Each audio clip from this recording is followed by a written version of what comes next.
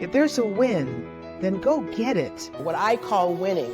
If your goal is to be a better mother, if your goal is to get promoted. If there's a life, you've got to live it. So don't hide your superpower. Don't drop your mic. Don't lower your voice. Don't hide who you are. If there's prosperity, I want you to have it. Then what we aspire to become is really inevitable and not impossible. And if there is wisdom, I pray you receive it. And so I think the companies did not do a SWOT analysis of what could go wrong or what must be true in order for them to hire 50 or IoT or all of the technologies that happen that we try to tighten up and shore up. But there's other factors that happen in the anatomy of a breach, and that is the human factor. We have that same mindset about it's just a matter of time, it's not impossible, it's inevitable, then that will guide our walk. And we will walk boldly. Always find a way to win. When you have this growth mindset, you say, you know what? I've won before. I can win again. I have so much to offer. I have so much to gain. I am not done. 1, 2, 3. Okay, you heard from them. We gotta go. We gotta win. God bless you guys.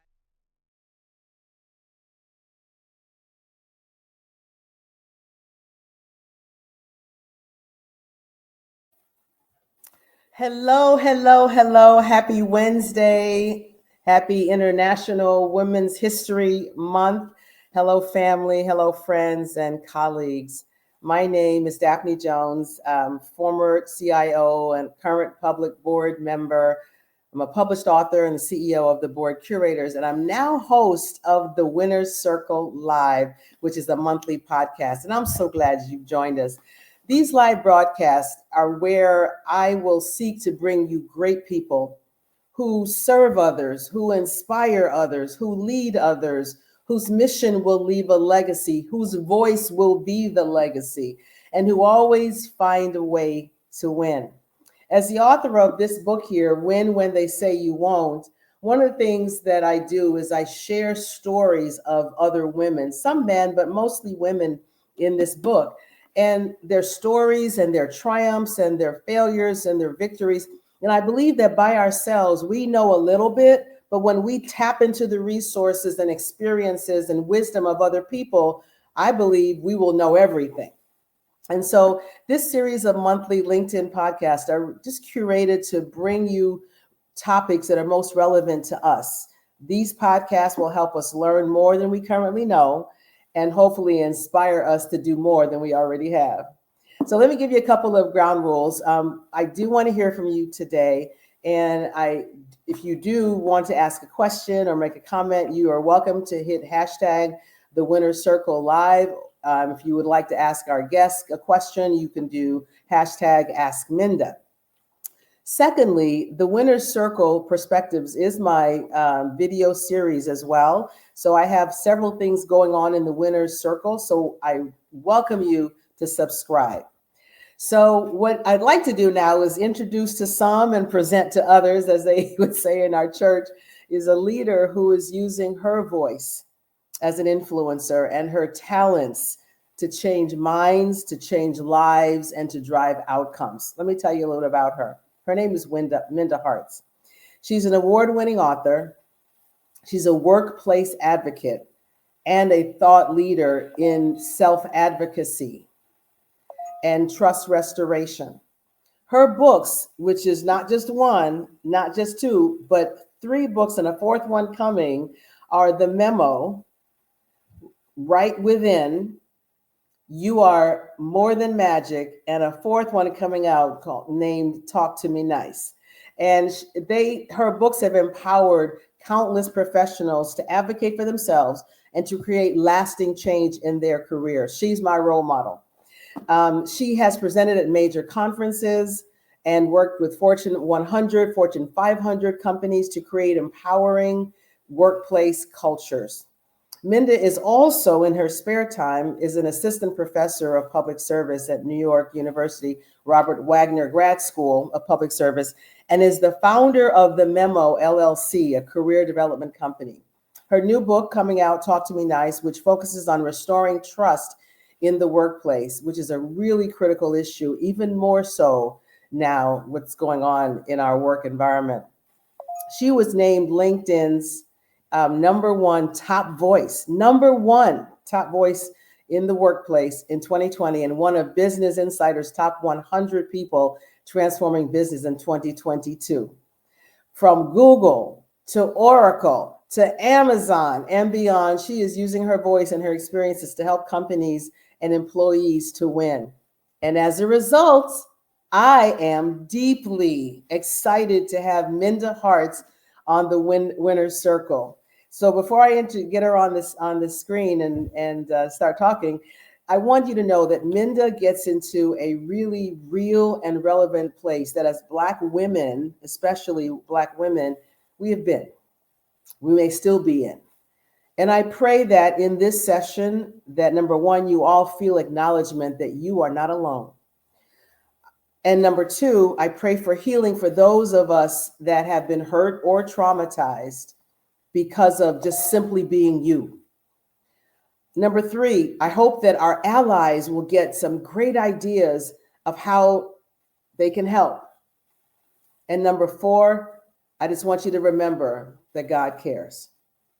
So please welcome my friend and role model, even though she's younger than me, Minda Harts. Daphne, well, we're equally fangirls of each other. And I also want to say happy birthday. I know you had a birthday. Yes. So happiest birthdays to you. Thank you so much, Minda. Yeah, that was yesterday, and still trying to celebrate here. With you is icing on the cake.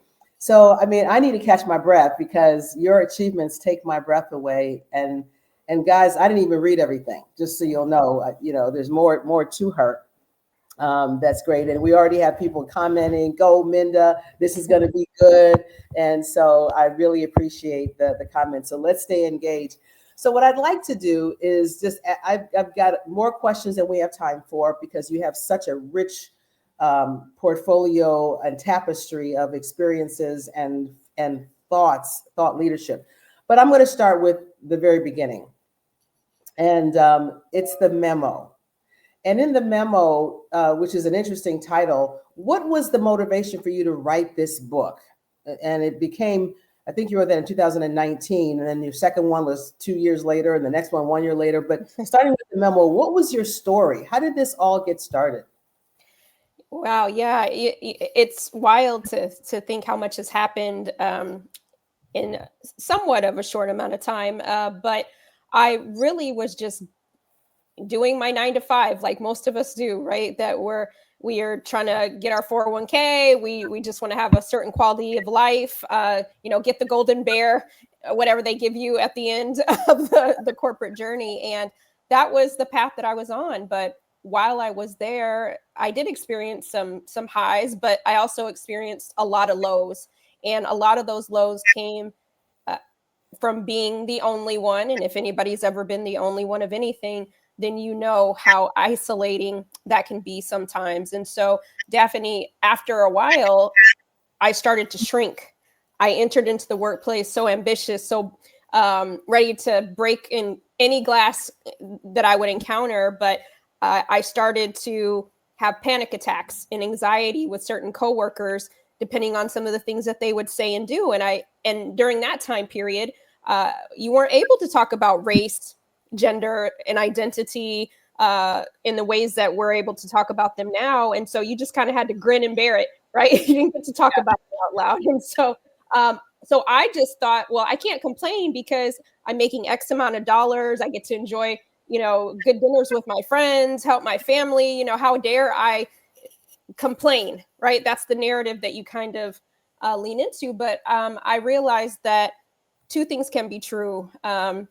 Yes, you can be grateful for the seat that you have, but you shouldn't have to survive. You have when other colleagues are thriving, right? And so it really was the impetus to say, not on my watch. First, I'm going to put the oxygen mask on myself, and then hopefully help save my sisters too, throw a life jacket, right? To say that we don't have to suffer in silence and we don't have to sweep these things under the rug. And last I'll say is, when I was in the workplace, and I'm sure when you were in corporate America as well, Daphne, we didn't have the language of micro and macroaggressions, right? You just knew you weren't being treated well, but there was nothing more to say about it, right? Unless you wanted a problem. So for me, it really was that moment to say, we know what it feels like on this side of the table. What could it look like if we gave ourselves permission on the other side of the table? And the memo started with a blog. That is where I started because that's what I had access to at the time. And I just wanted to be able to share my thoughts and let other people know you are not alone. That's right. You are not alone. I remember, this is a tip for everybody, and I apologize to my HR colleagues. Even my daughter is executive in HR. And sometimes HR is not always your friend. When they ask you how you're doing, based on the environment that you're in, you may not be able to really say how you're doing. And we end up saying, oh, we're great. I'm fine, doing good, loving every minute. And you get to know these right phrases to say so that you're not on their radar. And so when you think about the memo, Minda, who was it written for? Was it written for, our HR partners who need to know how to have more practical solutions and be more enlightened? Is it written for individual contributors, that are just trying to do their best every day in their organization? Who is it written for? That's a great question. Actually, when I wrote it initially, I was inspired by the book that many probably have heard of or read themselves, was Sheryl Sandberg's Lean In. And after reading that book, I realized that some of those things were very true in the workplace, but they didn't necessarily speak about the experiences of Black and brown women in the workplace. And Toni Morrison said, write the book you want to read. And so I wrote the book that I wanted to read, that I thought that maybe my peers might want to read as well. So when I wrote the book, Daphne, I had us at the center, right? I was writing from a lens of a Black woman, but I also write in the memo that I hope it's not just us that reads this, because in order for the workplace to work for everybody, we have to understand what people's lived experiences are. I can't be an ally if I don't know what it's like to be walking your shoes, or understand when somebody says, don't touch my hair, or that's uncomfortable, that I'm not being aggressive. That's just boundaries, right? So being able to talk about those things in a way where we aren't villainized for wanting humanity, dignity, and respect in the workplace. And so I'm thankful that it wasn't just us that read the book, but our HR counterparts, practitioners, managers, leaders. It became a best-selling book because others said, you know what? Hadn't thought about what your experience is like. Right? Maybe I should consider it. That's the best of both worlds. You got everybody engaged, not just one side or another, but everyone. That's fantastic. We are so pleased to know that you have a movie. So because of the memo, she is now a playwright, a screenwriter. I'm not sure, screenwriter. Yeah, screenwriter. In addition to book writer. So if you could, Rashawn, can you play the trailer? We have a short trailer of the movie, The Memo, coming up right now. Minda, I'm honored to be a part of your tribe, to be a part of your sisterhood, to celebrate you, and not just surviving, but thriving. Cheers! Clank that. Hi, I'm Carrie. Quite the duo. So I see you met Carrie. Carrie presented. Who made the complaint? Not complaint, a concern. Was it Carrie? Carrie told me that you had an emergency meeting with HR. Some of your colleagues suggested that you might feel uncomfortable. Nexa is extremely inclusive. I feel overwhelmingly valued. I just met this girl. How does she know all my damn business? Minda was featured in Forbes 30 Under 30. Minda. Outrageous. Wow. We want to make sure that everyone feels good and supported. Are you okay? I'm fine. You can be honest. Yeah, I'm fine. Great.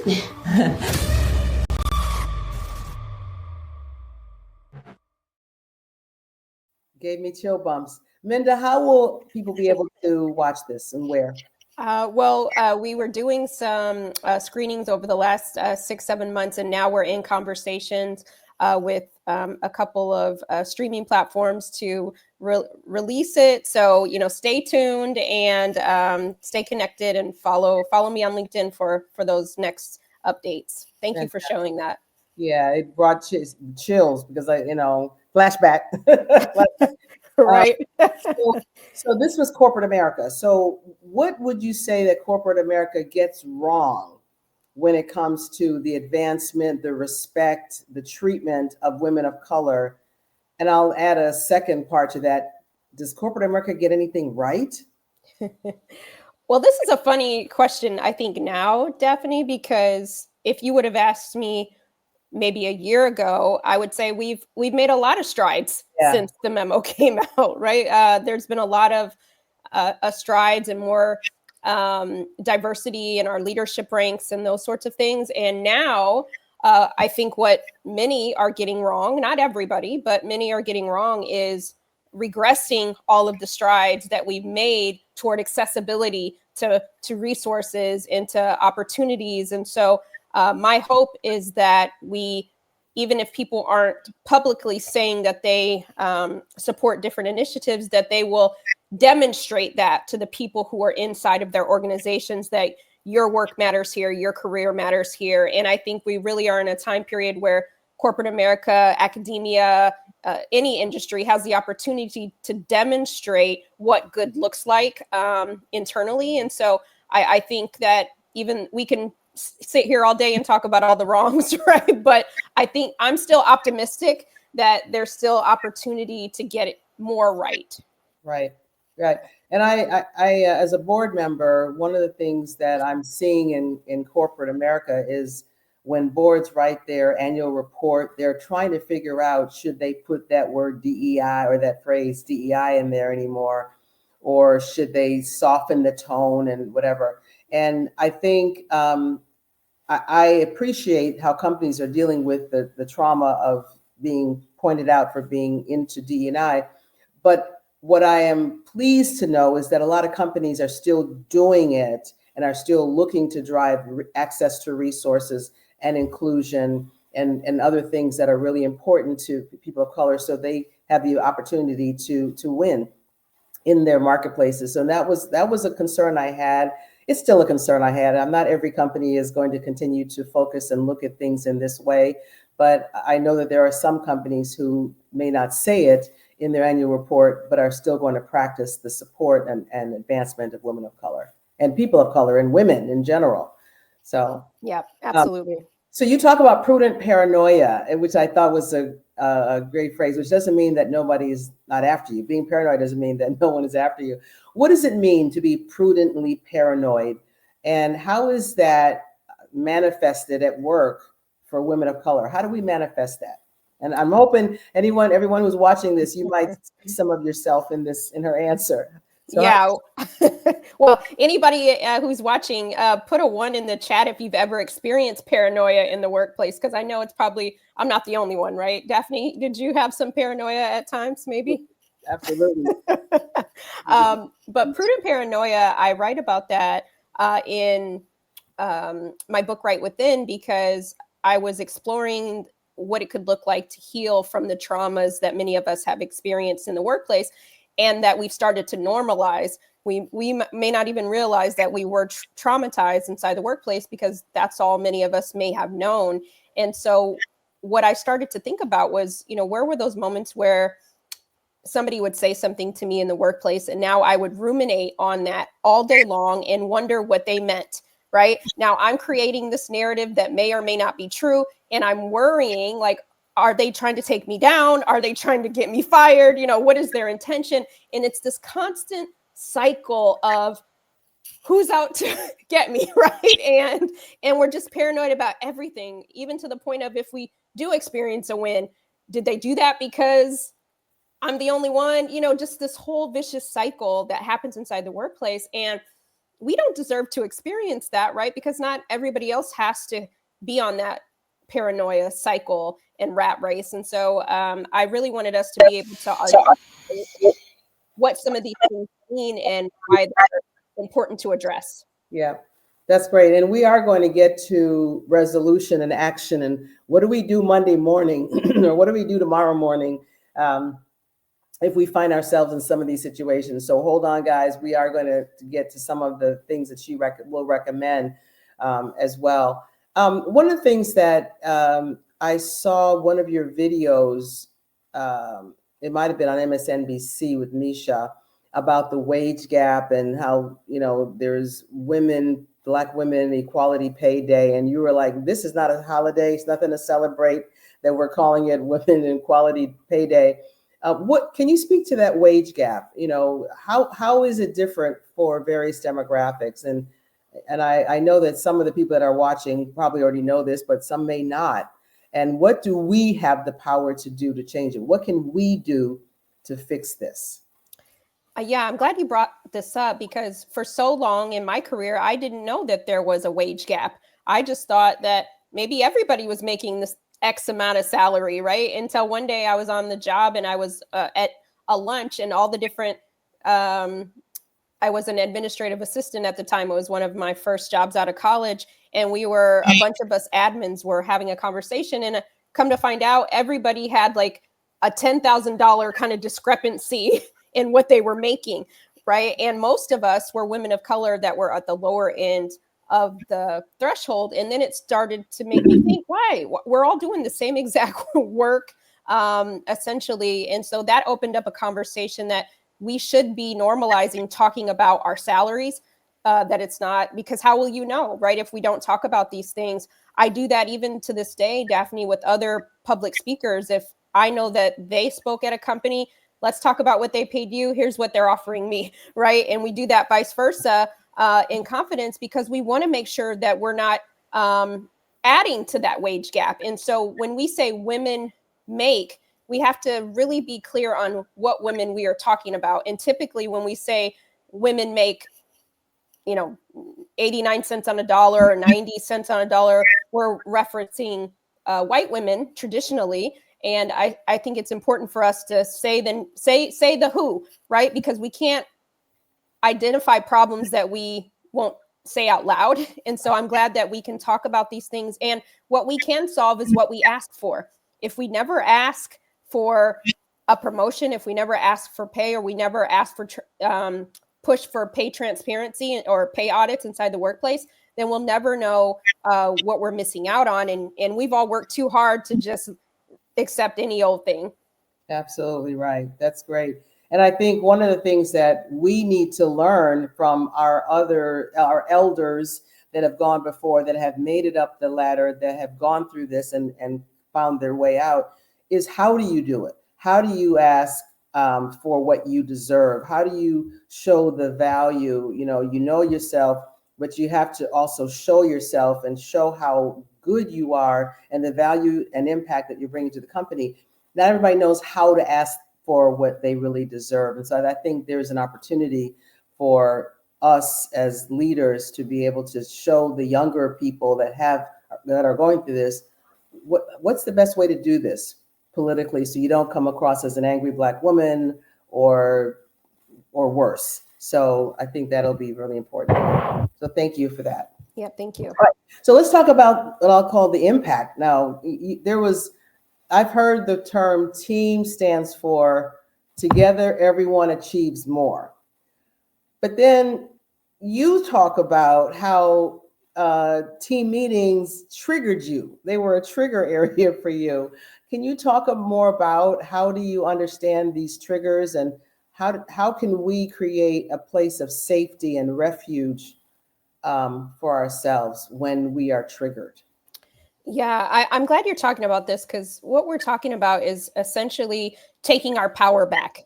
We have the capacity and the ability that when we feel like it's lost, to take it back. And what I mean by that is, we talk a lot about psychological safety inside the workplace, and that's important. But when your company or your manager or your colleagues can't provide that, you have the control to be able to try to create some of that for yourself. And one of the things I started to get really clear on is, what were the triggers, or where were the spaces where I had the panic attacks, right? And what was happening, and who said what when. And when I started to kind of take a step back and pinpoint that I wasn't just anxious for no reason, I realized that every time I had kind of a anxious episode, it was in our all staff meetings, because there was one particular person that was always saying the micro or macroaggression to me, or challenging me or trying to undermine me or over talking me. And I realized, wait a second, I'm not the problem. Let me get real clear. Let me get my red pen out and get real clear on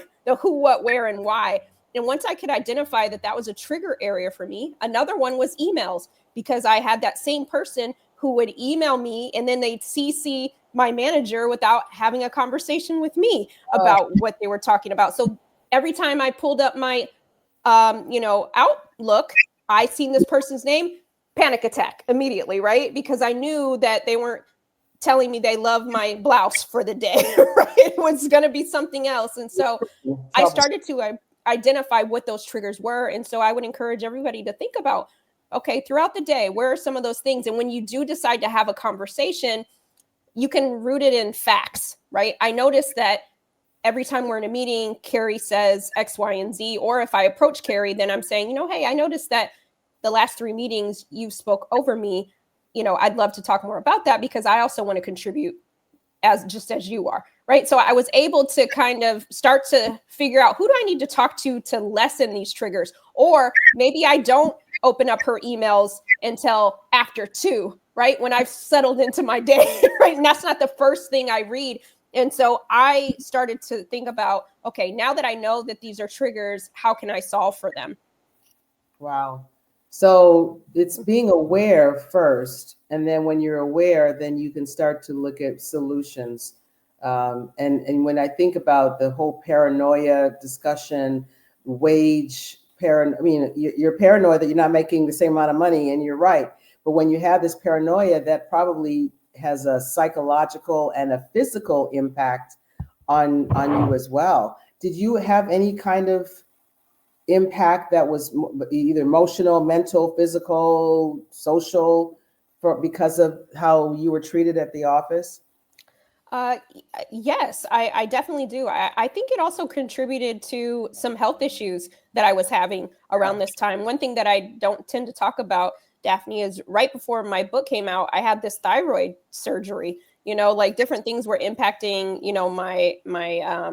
my health. And I realized that, okay, I'm not going to let this job kill me. I'm not going to let somebody who, never been to my house, take my best years away from me and make me have all these different health issues. And, a lot of what we find is that chronic stress really dictates, at least for people of color, our longevity on this earth. And so we really have to take stock in how these things are impacting us. We might think, oh, it's not that big of a deal, but you don't know what that's doing to your blood pressure, to your cholesterol, to your mental health, right? And not only that, how we show up for the people who love us. So we might not be the angry Black woman at work, but are we that at home, right?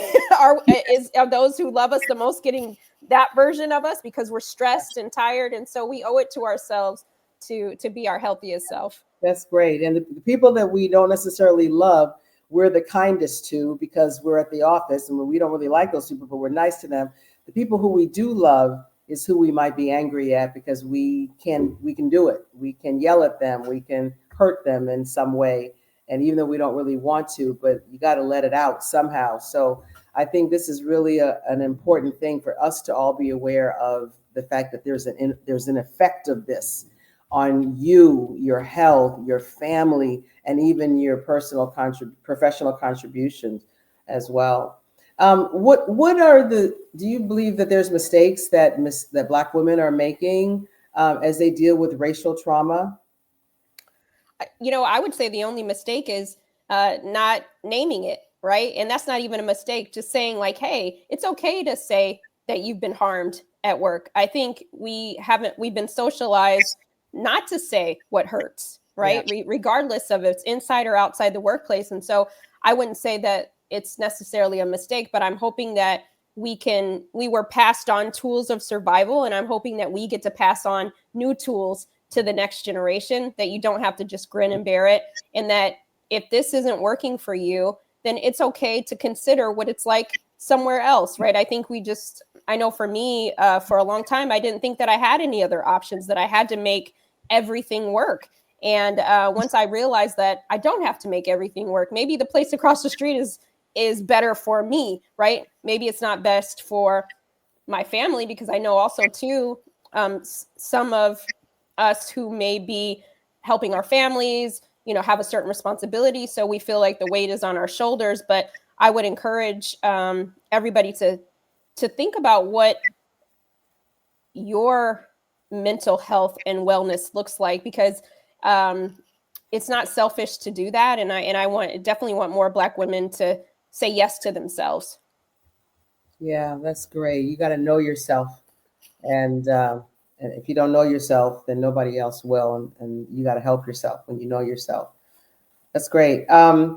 So I'm going to shift a little bit and go into therapy. And you mentioned that that Jesus can heal you on the couch also. Because talking about mental health and emotional health, it's not often discussed, Minda, but there are consequences to not seeking help. There's consequences to, as you mentioned, not naming it and saying it out loud, and because then it becomes real. Then you have to decide what to do with it. Can you talk about how you use therapy in order to heal, if you feel comfortable doing that? Yeah, absolutely. I think that therapy was, Jesus, of course, but in tandem, saved my life, right? Because I am the oldest in my family, first generation college student, all these different things. And I just felt like I didn't have a space to be able to talk about the things that were harming me, or that I didn't have maybe anybody who understood what I was going through.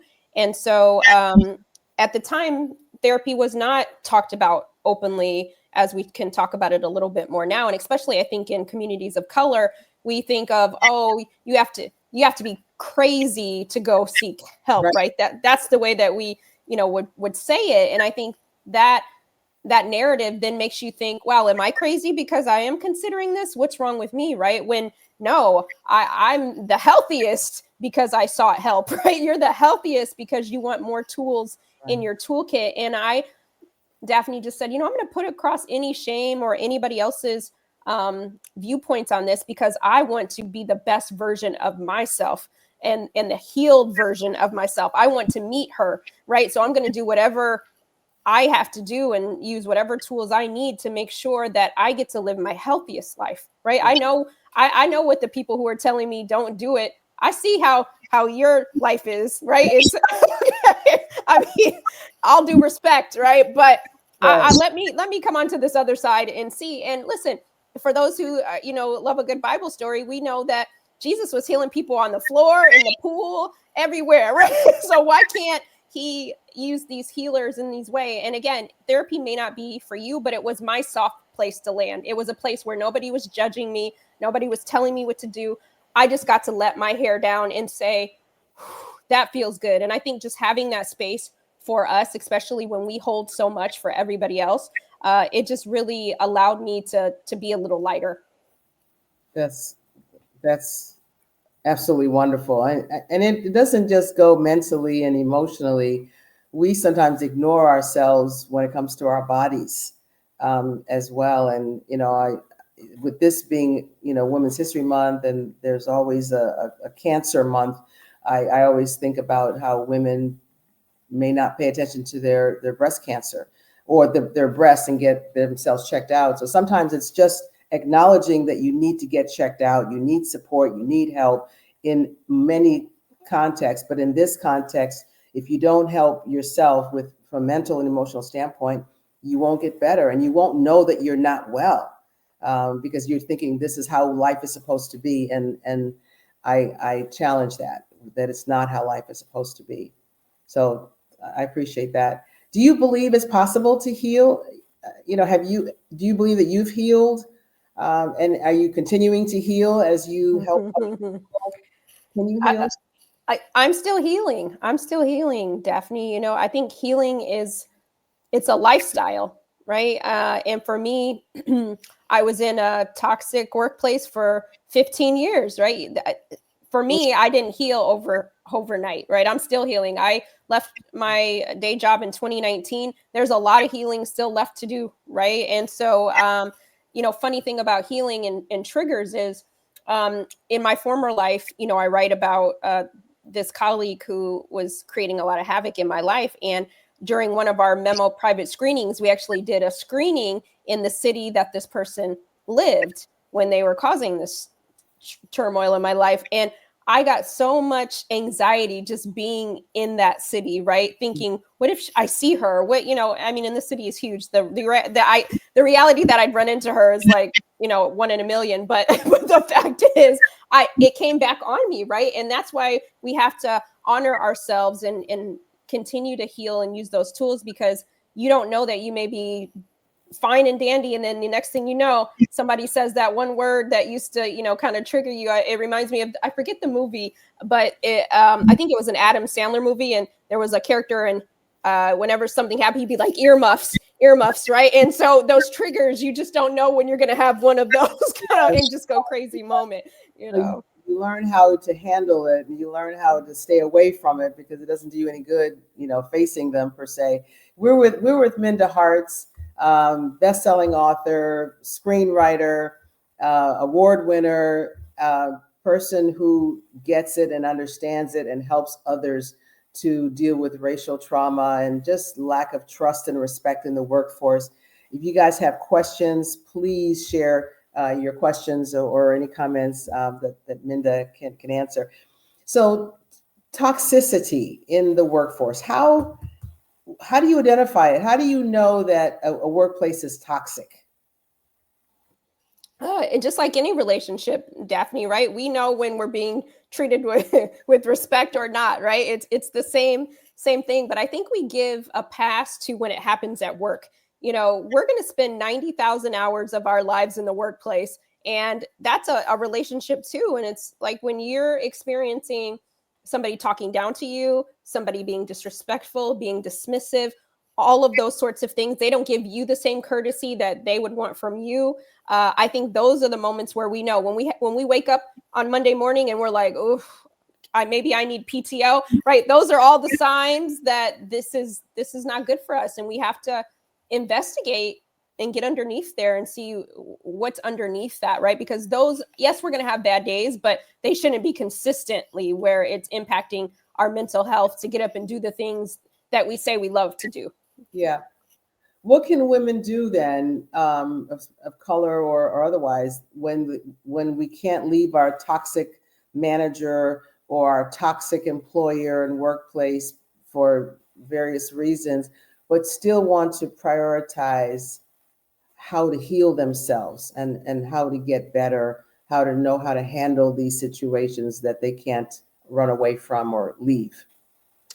Yeah, I think that if we're keeping it, 1000% real, I think the majority of us in these situations can't just say peace and walk out the door, right? That's just not reality for many of us. And so for me, it wasn't that. Once I did realize that I was in a toxic work environment, I wasn't able to leave for another 3 years, so, but what I did do, Daphne, is I decided, okay, I have to shift my mindset, not from this enemy state of mind, but to an empire state of mind. I can make it anywhere. What am I going to do to make work for me now? Because I've spent my career making it work for everybody else, walking on eggshells for everybody else, so what is that going to look like? So I really just started to invest in my next best thing, which was me. Right. So I knew that I wasn't going to be at this employer forever. So what are the tools that I need when I walk out of here? Right. Like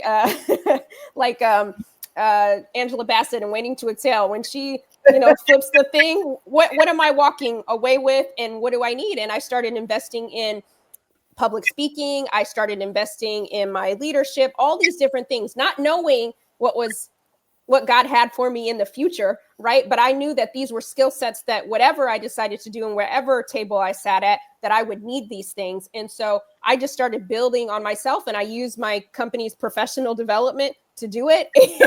And I upskilled, and I made it about me. And it was one of the best things. Now, did I have hard days still? Absolutely. But I could remind myself, this is for me. This is for us, right? This is for the future me and the next me's that come after. And so we have more power than we think. It's all about prioritizing ourselves, putting ourselves first. We are worth it. And and we don't always feel like we're worth it, or we don't always get treated like we're worth it. So therefore we put ourselves on the back burner. And so what you're saying is you just first have to know that you are worth it. You are important. And then when you start then looking at yourself a little differently, then you'll say, I got to get some help. And I'm going to find a way to have an empire state of mind where I will do what needs to be done for this workplace to be less traumatic for me. So we can take some matters in our own hands. There's the allyship portion though as well, because we can't do everything ourselves. What can our allies do? I know you had mentioned at the top of the hour about the memo, and if they can read it and see that this is some of the things that women and people of color are going through, they may change some things. They may come to our assistance, or they may create a better space for us. How can our colleagues recognize racial aggression, and what can they do when they see it happening? Yeah, that's a great question. I think that, as allies who may be watching it, or managers, I think this is where we humanize the workplace, right? For me, it's not about being Black or brown or over 60 or, first gen or your first job. It's about how do we provide humanity and respect inside the workplace for everybody that's contributing to the bottom line. But what we know is that some of the things that certain individuals in the workplace will never deal with, some of the things we've just been talking about. Daphne, that's right. The reality of it. And so now if when you're next in a meeting and you notice, oh, every time that Minda tries to talk, Tom talks over her. So as an ally, how could you intervene and say, Tom, Minda's been trying to jump in here. Let's give her a minute to, add to the conversation. Those are moments where allies can interject, right? And I think sometimes as allies, and again, allyship isn't reserved just for, white men and women. It's all of us have an opportunity to be an ally, but being an ally doesn't mean we have to climb on top of Mount Everest and do the grand act, right? It's the little things throughout the day, right? That are the big things. We don't have to stop the meeting and say, Tom, stop microaggressing Minda, right? It doesn't have to be that dramatic, right? It's, or if you're on a Zoom call, and you notice that I keep trying to come off mute, what would it look like for you to say, Minda, I see that you're trying to come off mute. What did you have to say? Just those moments to create space. And I think you have to think about it. I'm somebody's sister, mother, brother, whatever it is. How would you want someone to show up for the person you love in that environment? And I think, again, if we humanize each other's experiences, then we can show up a little bit better. Yeah, love it. We got a question. If we are experiencing these kinds of things, racial microaggressions, racial trauma, blah, blah, blah, disrespect, lower wages, is HR our friend? Human resources, just the name of it, is like, they're all about the people. But how can HR let this happen? That might be a whole nother episode we have to do, right, Daphne? But what I will say is this: historically, I think a lot of people have a lot of mistrust in HR because of certain things that they've seen take place. They don't feel like somebody's sticking up for them. And I would encourage our friends in the HR department, let's do a rebrand, right? If you are a place for all people, then we have to demonstrate that this is a safe space for people to be able to come. Because if we can't go to HR, where can we go, right? And that person experiencing bully or disruption shouldn't have to leave their job to go find solace somewhere else if they like what they do, right? So I think that this is a time for those HR practitioners who, and again, I know it's tough, but you have a microphone that some others don't have.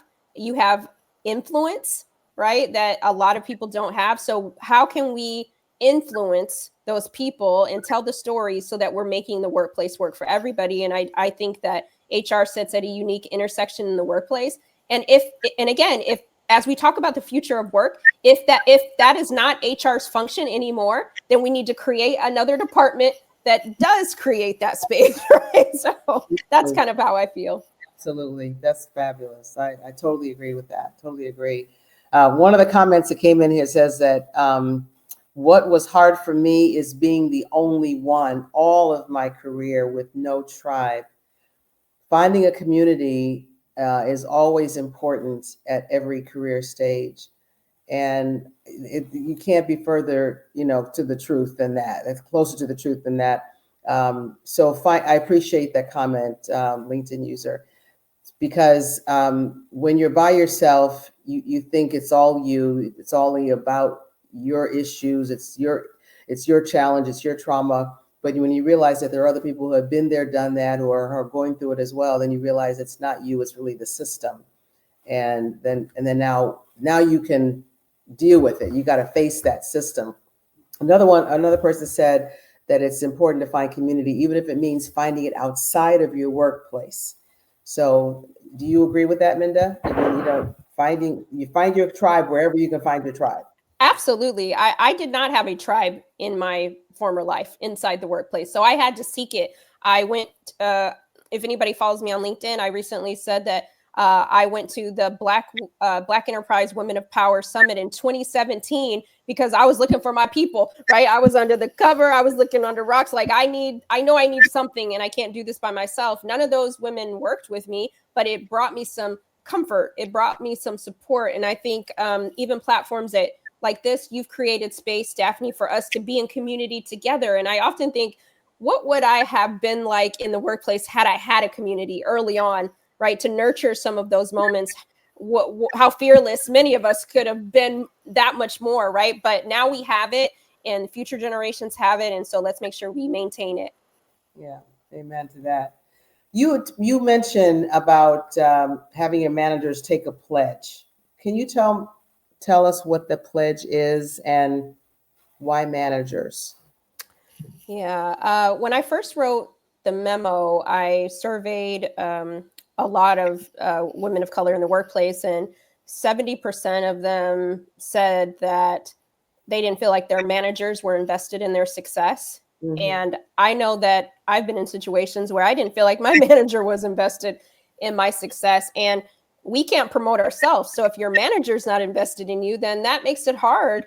It's not impossible to advance, but you need that person in your corner, right? And so I asked managers in Right Within to take this pledge to recommit to difficult conversations, make sure that we're removing barriers for our employees instead of creating more. When you opt out of bad behavior from people on your team, then you have to set the standard. And so I do believe that managers hold more power than they think. I know sometimes they'll say, well, it's not me, it's coming from the top, but you still can create a space on your team where people feel valued and seen. And even when you make a mistake, because we're all going to make a mistake because we're human, we get to recommit to respect each and every day and have some accountability. So that's why I start with managers, because I want them to have accountability and lead the way that people can feel that safety that we talked about earlier. Yeah, right. And so what is the pledge? So it's like I'm like now I forget all the points, but you can go to my website. Yeah, it's all. But one of the points, you can go to mindaharts.com under Right Within. There is the pledge, all the tenets there. But one is, even when I make a mistake, I will recommit to equity each and every day. I will also encourage my colleagues who are also in leadership to make sure that they're educating themselves and creating space for others, right? Again, pretty much the pledge is just saying, when we see barriers, we're going to commit to removing them, because we don't want to reinforce toxic workplaces. Absolutely. Somebody put 100%. All right. I'm going to ask one more question, one more workforce question, and I'm going to turn to some fun questions for you. Okay. I love it. So if you had to, you have a protege, someone that you're mentoring and is following you, what are the 2 or 3 things that, maybe it's just 2 things, that she should do tomorrow? If she doesn't do anything else, she should do these 2 or 3 things to begin the healing, to begin the restoration, to begin prioritizing herself, to begin getting oxygen, mask, to begin seeking respect. I mean, what should we do? two or three basics. I think the number one basic thing is first, we can't conquer what we're not willing to confront. So if there are some things that you have not named, you have not confronted, you have normalized inside your workplace, the first part of healing is the acknowledgement that these things are taking place, right? Because even if we never tell HR, even if we never tell our manager, we've told ourselves. We were honest with ourselves. And that in itself is healing, just to say the things out loud. For most of my career, I never said racism out loud. I never said those words, right? Because we know that those were like the kiss of death at work, right? And so those were things that I never said out loud, even if people were exhibiting those behaviors. So I had to learn to name some things for myself. Number two, I would say, think about what healing could look like for you. Is that church? Is that eating healthier? Is that therapy? Right? Because you need a soft place to land too. And when you start to uncover and acknowledge some of those things, you're going to need a space that feels safe, that you could talk about these things and strategize going forward. So really, all of this is part of your self-care toolkit in the workplace. Yeah, great. Self-care. That's another one. It's all kind of wrapping together. You're not going to allow things to happen to you. You can't always control what happens to you, but you can control how you respond. And self-care, I think, is always a good place to start. Great. So thank you, Minda.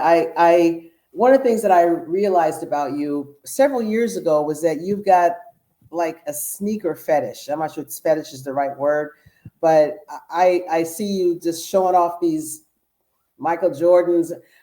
Tell me about that. How many pairs of sneakers do you own? Do you have a favorite pair, a favorite color, favorite genre? Tell me about sneakers. I love sneakers so much. I will always choose a sneaker if I can.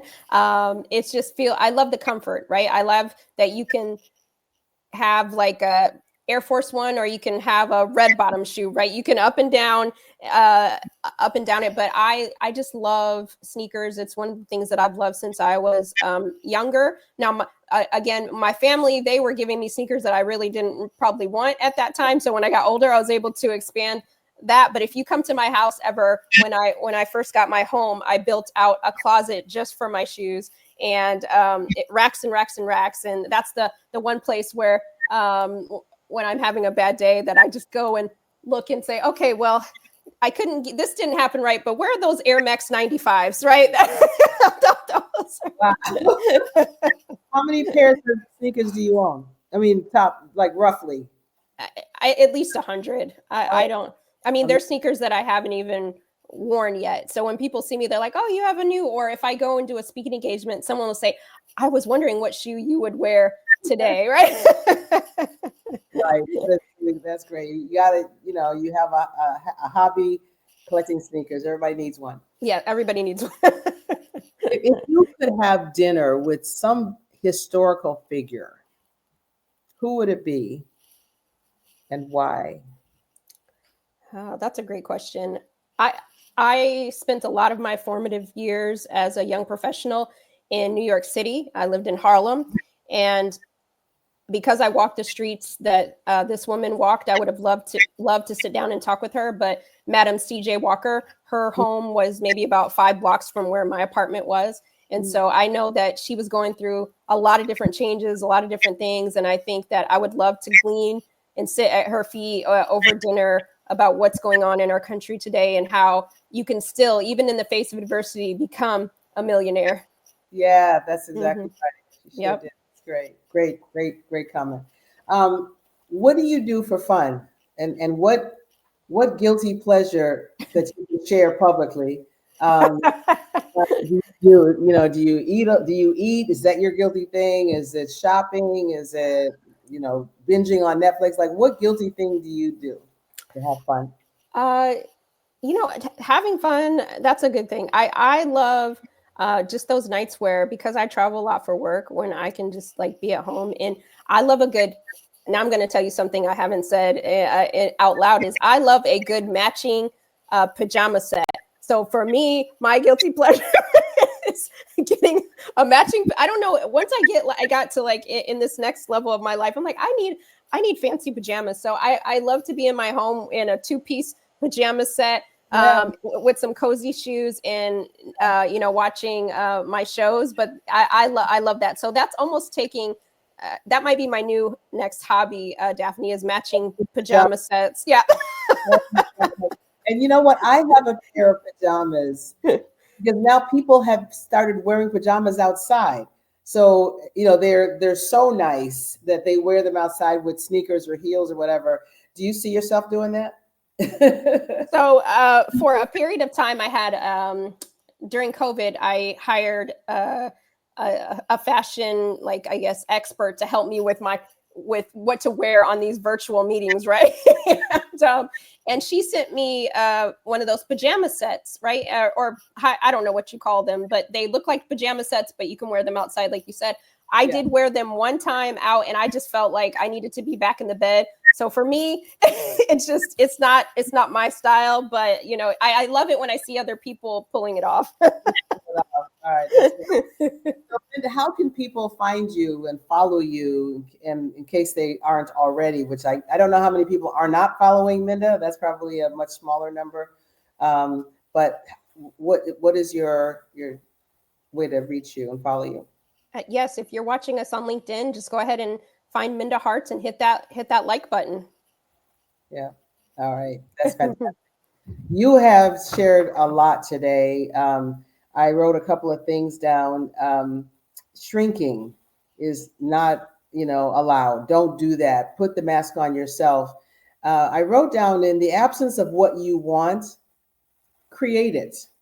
And you didn't have a book that spoke to you, so you created a book that spoke to you. And we can do that in so many aspects of our lives. I thought that was really powerful. Take your power back. Know yourself. It's all about your mindset and having an empire state of mind, doing whatever it is that you feel that you can do, even if it's a small thing, starting with the baby step. Having that mindset, a growth mindset, is important. Even if you start small, getting some things done. Having your allies learn how to humanize the workplace. Having empathy. Somebody wrote down empathy is really key.